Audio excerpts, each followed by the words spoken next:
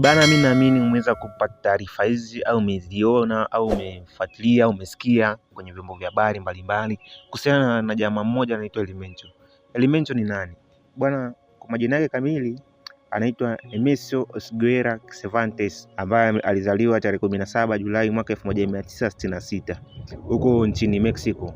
Kwa hiyo shughuli yake kubwa sana alikuwa ni kiongozi wa kundi la madawa ya kulevya ambao wanauza na kusambaza madawa ya kulevya. Alikuwa anaongoza kundi linalofahamika kwa jina la Jalisco New Generation Cartel, kama Marekani wanavyoita gangster, wale wauni wale wanaofanya biashara ya madawa ya kulevya, basi kwa Mexico wanaita cartel, wanajulikana sana kwa jina la cartel, ambapo biashara yao kubwa ilikuwa ni kuuza, yani kuwa wanatengeneza na kuuza na kusambaza madawa ya kulevya. Biashara yao hawafanyi tu pekee hapo Mexico, bali walikuwa wanafanya zaidi ya nchi au sema zaidi ya bara moja. Walikuwa wanatoka kuanzia Amerika, wengine wanakutana kusambaza hadi ya Afrika, wanaenda mabara ya Ulaya. Kwa hiyo ni kama ni kiongozi au ni kundi la makateli ambao walikuwa kama wameshindikana. Manake jeshi la Mexico lilikuwa limefanya juhudi sana za kumkamata na kumtafuta, lakini jamaa alikuwa anaishi mafichoni na sehemu alikuwa anaishi mpaka mwisho wa siku amekuja kukamatwa au wamemuua. Maana taarifa zilizotoka juzi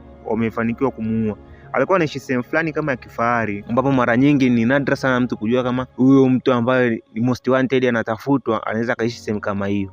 Kwa hiyo mshikaji alikuwa ni mtu wa kawaida sana ambaye ukimwangalia unaweza kusema huyu mtu ni mtu wa kawaida, lakini alikuwa ni mtu ana siri nyingi sana za kuhusu madawa ya kulevya, na alikuwa anafanya sana hiyo biashara kwa ukubwa sana, na ilikuwa imemletea faida kubwa kwa kweli. Maana alikuwa hilo kundi lake la Jalisco New Generation Cartel lilikuwa ni kwamba likiwa na matatizo kuhusiana na mapolisi au nini, yani ilikuwa ni rahisi sana kuchomoka, kutokana na kwamba lilikuwa lina nguvu sana katika nchi ya Mexico, miongoni mwa makundi ambayo alikuwa na nguvu sana. Lakini baada ya kifo chake ile kundi linaonekana kama limesambaratika. Maana yake Trump au kiongozi Donald Trump wa Marekani ameagiza wakamatwe wale watu wote au viongozi wote wa makundi ya makateli ya huko Mexico, kwa lengo la kwamba wanataka wasambaratishe kabisa biashara hiyo, kutokana na kwamba inazidi kuharibu vijana na inazidi kuharibu uchumi, kutokana na kwamba mnyororo wa uchumi unakuwa ni watu wachache, kutokana na kwamba hao wanaofanya biashara ni kama pesa wanaipiga sana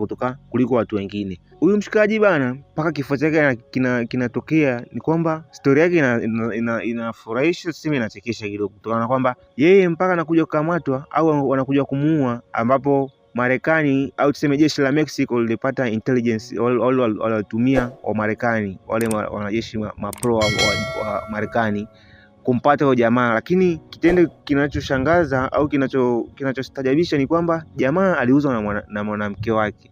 Kwa hiyo mpaka anauawa au anagundulika mafichoni alipo, ni kwamba mwanamke wake ndo alotoa taarifa zake kwamba jamaa yuko sehemu fulani, ndo wanajeshi wakavamia na kuweza kumuua.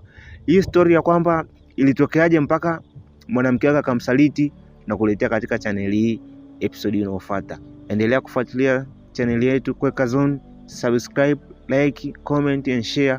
Tuendelee kutengeneza familia zaidi, mtu wa maana sana. Ciao, shukran.